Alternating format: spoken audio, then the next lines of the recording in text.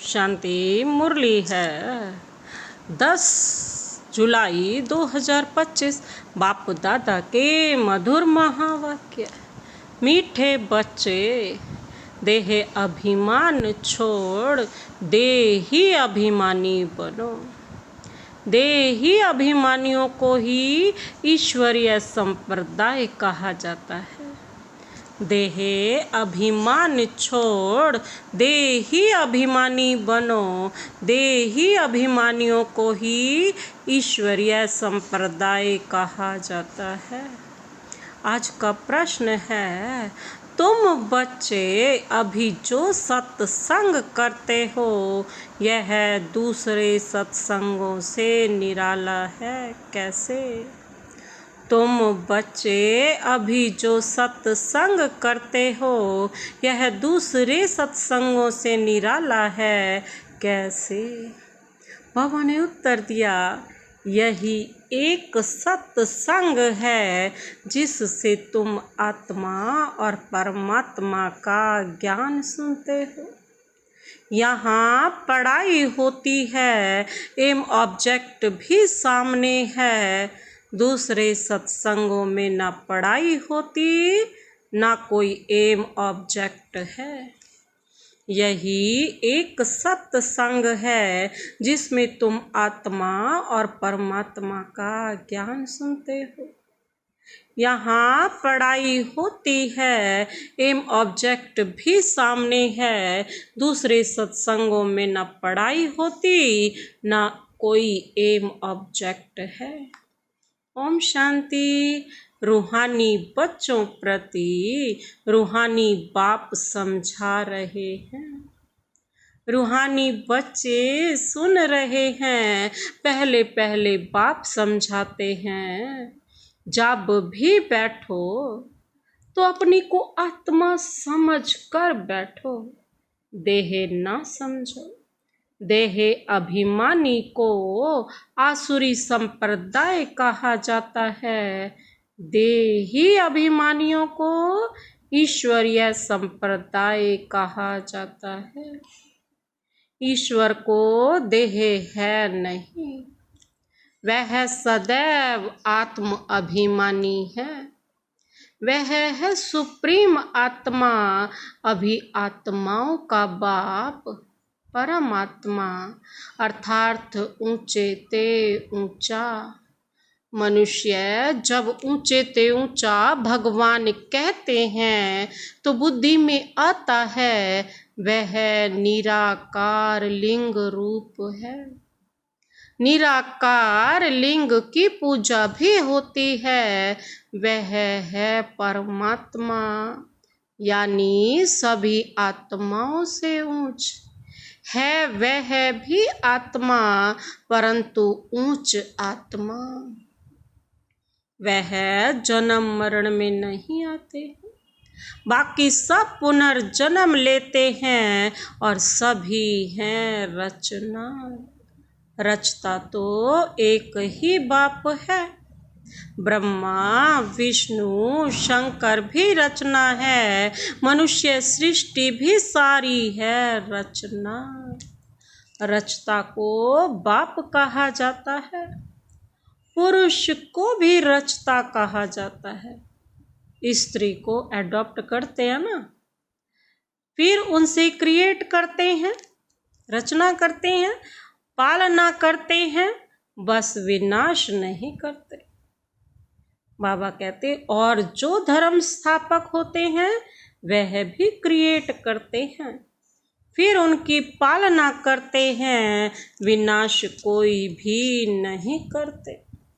बेहद का बाप जिसको परम आत्मा कहा जाता है। जैसे आत्मा का रूप बिंदी है, वैसे ही परम पिता परमात्मा का भी रूप बिंदी है। बाकी इतना बड़ा लिंग जो बनाते हैं ना, वह बहुत भक्ति मार्ग में पूजा के कारण। कैसे करें? कुछ तो हो सामने, इसीलिए लिंग बड़ा कर देते। बिंदी की पूजा कैसे हो सकती है? भारत में रुद्र यज्ञ रचते हैं तो मिट्टी का शिवलिंग और शालिग्राम बनाकर फिर उनकी पूजा करते हैं। देखा, भगवान के साथ साथ बच्चों की भी पूजा होता है। शिवलिंग के साथ हम शालिग्रामों की भी पूजा करते हैं। उनको रुद्र यज्ञ कहा जाता है। वास्तव में असली नाम है राजस्व अश्वमेध अविनाशी रुद्र गीता ज्ञान यज्ञ। पूरी डेफिनेशन क्या है? राजस्व अश्वमेध अविनाशी रुद्र गीता ज्ञान यज्ञ, जो शास्त्रों में भी लिखा हुआ है। अब बाप बच्चों को कहते हैं, अपने को आत्मा समझो। पहला पाठ ही बार बार भूल जाते हैं। बाबा रोज नई नई युक्तियां समझाते हैं। चलो, अपने आप को आत्मा समझकर याद नहीं करते तो बाप को तो याद कर सकते, शिव बाबा को याद कर लो। अरे शिव बाबा तो तभी याद आएगा जब हम अपने आप को आत्मा समझेंगे। बाबा बहुत चतुर सुजान है। बाबा कैसे कैसे युक्ति, और जो भी समझो, जो भी सत्संग है उसमें आत्मा या परमात्मा का ज्ञान ना कोई में है ना दे सकते हैं। वहाँ तो कोई एम ऑब्जेक्ट होती ही नहीं। भक्ति मार्ग में कुछ है ही नहीं। ना वो ज्ञान दे सकते, ना वो एम ऑब्जेक्ट बताते। पढ़ाई किस लिए पढ़ रहे हैं, क्वालिफिकेशन क्या होनी चाहिए हमारी, सर्टिफिकेट कौन सा मिलेगा, कुछ भी पता नहीं। तुम बच्चे तो अभी पढ़ाई पढ़ रहे हो ना। तुम जानते हो आत्मा शरीर में प्रवेश करती है। आत्मा अविनाशी है, शरीर विनाशी है। शरीर द्वारा पार्ट बजाती है, आत्मा तो अशरीरी है ना। कहते भी हैं नंगे आए हैं, नंगे जाना है। न अंग आए थे न अंग के साथ जाना है, क्योंकि आत्मा तो बिना अंगों के है ना, सूक्ष्म अति सूक्ष्म ज्योति बिंदु है। ना अंग लगे थे, ना अंग से आए थे, ना अंग से जाना है। शरीर धारण किया, फिर शरीर छोड़कर ना अंगे जाना है, नंगे जाना है। यह बाप तुम बच्चों को ही बैठ समझाते हैं। यह भी बच्चे जानते हैं। भारत में सतयुग था तो देवी देवताओं का राज्य था, एक ही धर्म था। बाबा कहते यह भी भारतवासी नहीं जानते हैं। बाप को जिसने नहीं जाना उसने कुछ नहीं जाना। प्राचीन ऋषि मुनि भी कहते थे हम रचता और रचना को नहीं जानते हैं। रचयता है बेहद का बाप, वही रचना के आदि मध्य अंत को जानते हैं। आदि कहा जाता है शुरू को, और मध्य कहा जाता है बीच को। आदि है सतयुग जिसको दिन कहा जाता है, फिर मध्य से अंत तक है रात। दिन है सतयुग और त्रेता। स्वर्ण है वंडर ऑफ वर्ड। स्वर्ग क्या है? Wonder of world. भारत ही स्वर्ग था जिसमें लक्ष्मी नारायण राज्य करते थे। यह भारतवासी नहीं जानते हैं। बाप अभी स्वर्ग की स्थापना कर रहे हैं। बाप कहते हैं तुम अपने को आत्मा समझो। हम फर्स्ट क्लास आत्मा है। इस समय मनुष्य मात्र सब देह अभिमानी है। बाप आत्म अभिमानी बनाते हैं। आत्मा क्या चीज है यह भी बाप बतलाते हैं। मनुष्य कुछ भी नहीं जानते। भल कहते भी हैं भ्रिकुटी के बीच चमकता है अजब सितारा, परंतु वह क्या है कैसे उसमें पार्ट भरा हुआ है वह कुछ भी नहीं जानते। अभी तुमको बाप ने समझाया है। तुम भारतवासियों को 84 जन्मों का पार्ट बजाना होता है।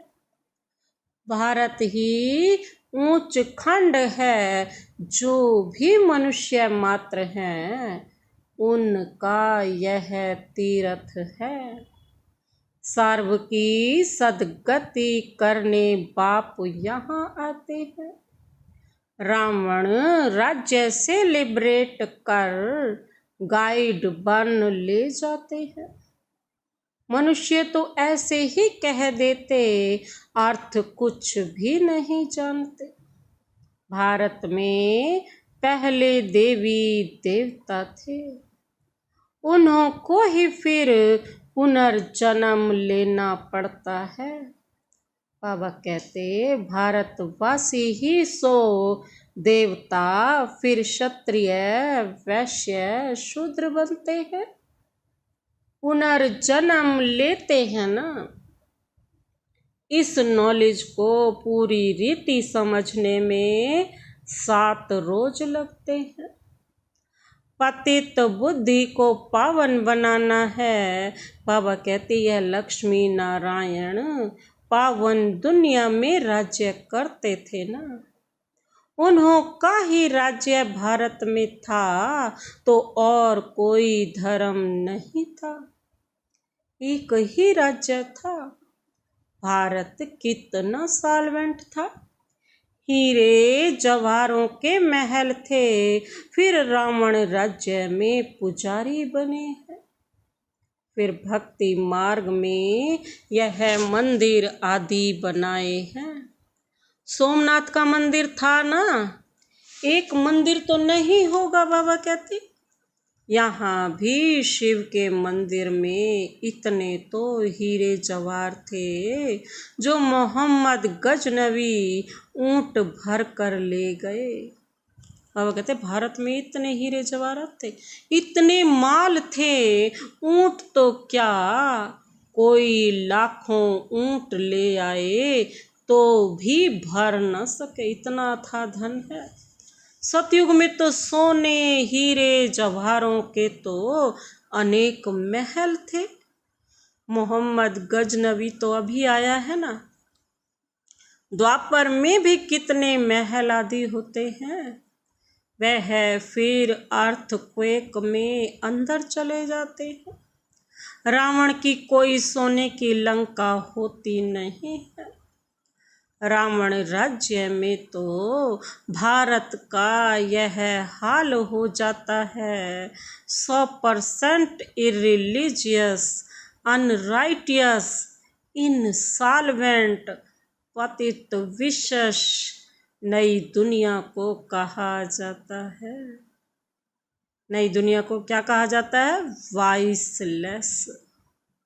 क्योंकि भारत शिवालय था, शांति धाम था, जिसको वंडर ऑफ वर्ल्ड कहा जाता है। परंतु बहुत थोड़े मनुष्य थे। अभी तो करोड़ों मनुष्य हैं। स्वर्ग में तो थोड़ा से थे ना। विचार करना चाहिए ना।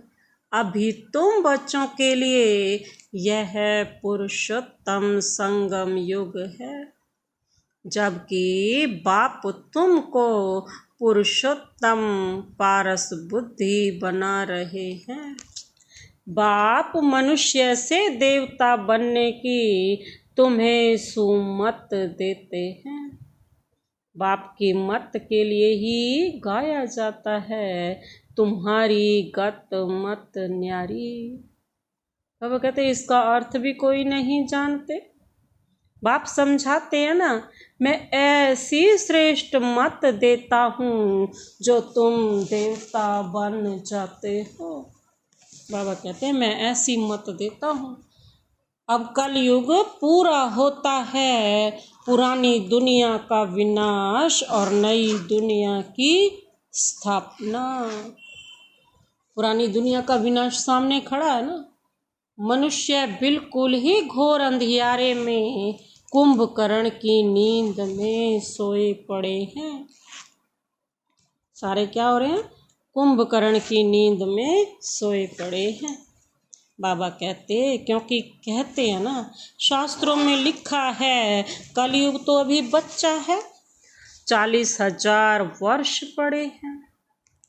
84 लाख योनियां समझने के कारण कल्प की आयु भी लंबी चौड़ी कर दी है। वास्तव में है 5,000 वर्ष। बाप समझाते हैं ना, तुम 84 जन्म लेते हो, ना कि 84 लाख। बेहद का बाप तो इन सभी शास्त्रों आदि को जानते हैं। तब तो कहते हैं ना, यह सब है भक्ति मार्ग के। जो आधा कल्प चलते हैं, इससे कोई मुझे नहीं मिलते। यह भी विचार करने की बात है कि अगर कल्प की आयु लाखों वर्ष दें, फिर तो संख्या बहुत होनी चाहिए, जबकि क्रिश्चियन की संख्या 2000 वर्ष में इतनी हुई है। भारत का असुल धर्म देवी देवता धर्म है। वह चला आना चाहिए, परंतु आदि सनातन देवी देवता धर्म को भूल जाने कारण कह देते हमारा हिंदू धर्म है। हिंदू धर्म तो होता ही नहीं। भारत कितना ऊंच था। आदि सनातन देवी देवता धर्म था तो विष्णुपुरी थी, अब है रावणपुरी। वही देवी देवताएं 84 जन्म के बाद क्या बन गए हैं? देवताओं को वॉइसलेस समझ, अपने को विशेष समझ उन्हों की पूजा करते हैं। सतयुग में भारत वॉइसलेस था, नई दुनिया थी जिसको नया भारत कहते हैं, और यह है पुराना भारत। नया भारत क्या था और पुराना भारत क्या है? नई दुनिया में भारत भी नया था, अब पुरानी दुनिया में भारत भी पुराना है। क्या गति हो गई है? भारत ही स्वर्ग था, अभी नर्क है। भारत मोस्ट सॉल्वेंट था, भारत ही मोस्ट क्या बन गया? इनसॉल्वेंट है। सबसे भीख मांग रहे हैं ना, प्रजा से भी भीख मांगते हैं। यह तो समझ की बात है ना। आज के देहे अभिमानी मनुष्यों को थोड़ा पैसा मिले तो समझते हैं हम तो स्वर्ग में बैठे हैं। सुख धाम स्वर्ग को बिल्कुल जानते नहीं, क्योंकि पत्थर बुद्धि है। अब उन्हें पारस बुद्धि बनाने के लिए 7 रोज की भट्टी में बिठाओ, क्योंकि पतित है ना। पतित को यहाँ तो बिठा नहीं सकते, यहाँ पावन ही रह सकते हैं, पतित को अलाउ नहीं कर सकते। तुम अभी पुरुषोत्तम संगम युग पर बैठे हो, जानते हो बाबा हमको ऐसा पुरुषोत्तम बनाते हैं। यह सच्ची सत्य नारायण की कथा है। बाबा नर से नारायण बनाते नहीं, सच्ची सच्ची कथा है। सत्य बाप तुमको नर से नारायण बनने का राजयोग सिखला रहे। ज्ञान सिर्फ एक बाप के पास है, जिसको ज्ञान का सागर कहा जाता है। शांति का सागर, पवित्रता का सागर, यह उस एक की ही महिमा है। दूसरे कोई की महिमा हो नहीं सकती। देवताओं की महिमा अलग है, परम पिता परमात्मा शिव की महिमा अलग है। वह है बाप, श्री कृष्ण है देवता। सूर्यवंशी सो चंद्रवंशी सो वैश्यवंशी। मनुष्य हम सो का अर्थ भी समझते नहीं है। हम ही देवता, हम ही शूद्र, फिर ब्राह्मण, फिर देवता। कितना बाबा कहते हैं हम आत्मा सो परमात्मा कह देते हैं। कितना रॉन्ग है। आत्मा और परमात्मा, परमात्मा तो पिता है ना। आत्मा और परमात्मा एक जैसे कैसे हो सकते हैं। अभी तुम समझते हो कि भारत की चढ़ती कला और उतरती कला कैसे होती है। यह है ज्ञान और वह सब है भक्ति। सतयुग में सब पावन थे। राजा रानी का राज्य चलता था, वहाँ वजीर भी नहीं होता है, क्योंकि राजा रानी खुद ही मालिक हैं। बाप से वर्षा लिया हुआ है, उनमें अक्ल है। लक्ष्मी नारायण को कोई के राय लेने की दरकार नहीं है। वहाँ वजीर होते नहीं। भारत जैसा पवित्र देश कोई था नहीं। महान पवित्र देश था, नाम ही था स्वर्ग। अभी है नर्क, नर्क से फिर स्वर्ग बाप ही बनाएगा। अच्छा, मीठे मीठे सिक्के लधे बच्चों प्रति मात पिता बाप दादा का याद प्यार और गुड मॉर्निंग। रूहानी बाप की रूहानी बच्चों को नमस्ते। हम रूहानी बच्चों की रूहानी बाप दादा को नमस्ते नमस्ते नमस्ते। Good morning. शुक्रिया बाबा, शुक्रिया। धारणा के लिए मुख्य सार है। पहला पॉइंट है एक बाप की सुमत पर चलकर मनुष्य से देवता बनना है। एक बाप की सुमत श्रेष्ठ मत पर चलकर मनुष्य से देवता बनना है। इस सुहावने संगम युग पर स्वयं को पुरुषोत्तम पारस बुद्धि बनाना है। दूसरा पॉइंट है 7 रोज की भट्टी में बैठ पतित बुद्धि को पावन बुद्धि बनाना है।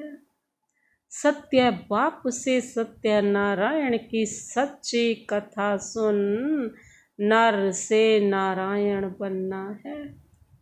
7 रोज की भट्टी में बैठ पतित बुद्धि को पावन बुद्धि बनाना है। सत्य बाप से सत्य नारायण की सच्ची कथा सुन नर से नारायण बनाना है। आज का वरदान, वरदानी हाथ शिव बाबा का सदा अपने सिर पर अनुभव करते हुए यह वरदान लेते हैं। हर खजाने को बाप के डायरेक्शन प्रमाण कार्य में लगाने वाले ऑनेस्ट व ईमानदार भव। हर खजाने को बाप के डायरेक्शन प्रमाण कार्य में लगाने वाले ऑनेस्ट व ईमानदार भव। ऑनेस्ट अर्थात ईमानदार उसे कहा जाता है जो बाप के प्राप्त खजानों को बाप के डायरेक्शन बिना किसी भी कार्य में नहीं लगाए। अगर समय, वाणी, कर्म, श्वास व संकल्प पर मत या संग दोष में व्यर्थ तरफ गंवाते हो, स्वचिंतन के बजाय पर चिंतन करते हो, स्वमान की बजाय किसी भी प्रकार के अभिमान में आते हो, श्रीमत के बदले मन मत के आधार पर चलते हो, तो बाबा कहते हैं ऑनेस्ट नहीं कहेंगे। ये सब खजाने विश्व कल्याण के लिए मिले हैं, तो उसी में ही लगाना, यही है ऑनेस्ट बनना। आज का स्लोगन, अपोजिशन माया से करनी है, दैवी परिवार से नहीं। अपोजिशन माया से करनी है, दैवी परिवार से नहीं। अव्यक्त इशारे, संकल्पों की शक्ति जमा कर श्रेष्ठ सेवा के निमित्त बनो। संकल्पों की शक्ति जमा कर श्रेष्ठ सेवा के निमित्त बनो। विस्तार है, अभी आत्माएं एक ही बेहद का परिवार है। अपने परिवार की कोई भी आत्मा वरदान से वंचित न रह जाए, ऐसे उमंग उत्साह का श्रेष्ठ संकल्प दिल में सदा रहे। अपनी प्रवृत्तियों में ही बिजी नहीं रहना, बेहद की स्टेज पर स्थित हो, बेहद की आत्माओं की सेवा का श्रेष्ठ संकल्प करो। यही सफलता का सहज साधन है। अच्छा, ओम शांति।